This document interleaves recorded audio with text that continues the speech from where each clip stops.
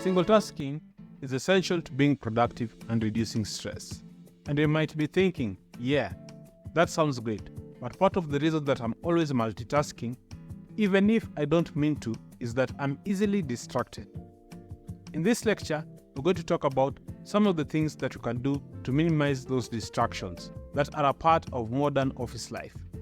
I find that there are three main sources of distractions: other people, someone tapping on the shoulder or office background, conversation, ourselves when we stop mid-sentence in a document to go check our email, and technology, the addictive pull and the constant memes and feeds. I want to give you some real strategies that you can implement for eliminating those pesky distractions that we all know can derail our day if we're not careful.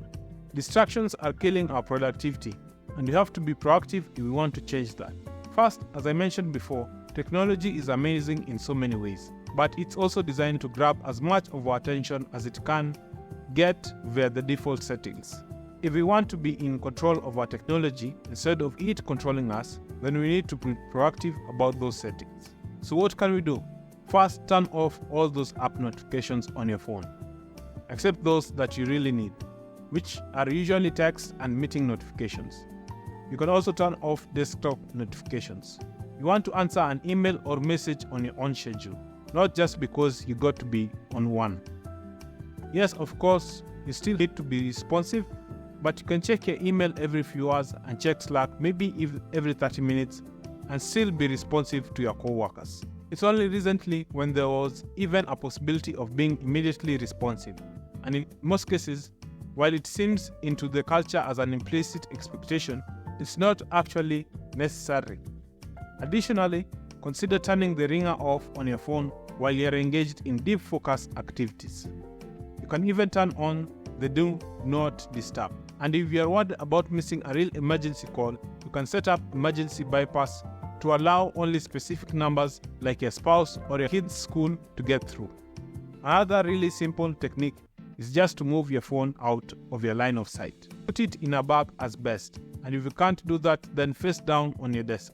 In order to help avoid these unintentional internet rabbit holes, when you sit down at your desk to do something specific, and somehow it's 45 minutes later, you're totally up to speed on Reddit, but you didn't actually do the thing you intended to do.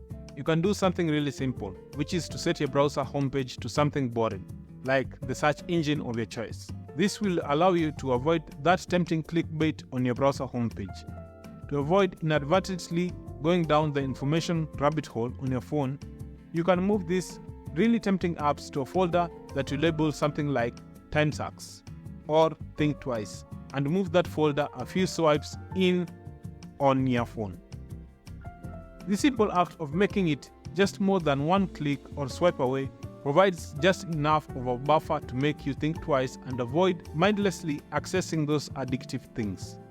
And don't worry, I'm not saying you should never move these apps again. I'm just suggesting that it's a good idea to do it mindfully. You want to be in control of when and for how long you are accessing these sites and apps, instead of the other way around. And these are ways we can help ourselves limit our usage without actually giving it up altogether.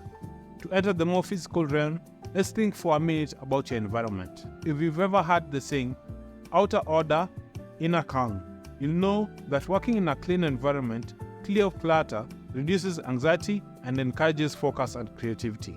So one quick thing you can do to promote focus is simply to clear off your desk and workspace. This doesn't take much. Even simply stacking up all those papers and putting them in a pile in the corner can help. Studies have shown that clear and cluttered spaces also reduce cortisol, the fight or flight hormone, which means that we're actually much better able to calmly focus on our work. If you work in an office or a home office that has a door, shut it when you need to do your defocus work. Or if you work in an open office, try to find a slightly secluded space or a chair and turn it around so that you're facing a window or a wall. Finally, if you work in an office with others and need to focus, wear headphones or earbuds. Even if you aren't listening to anything at all, no one will know. Headphones are the universal signal for "don't bother me."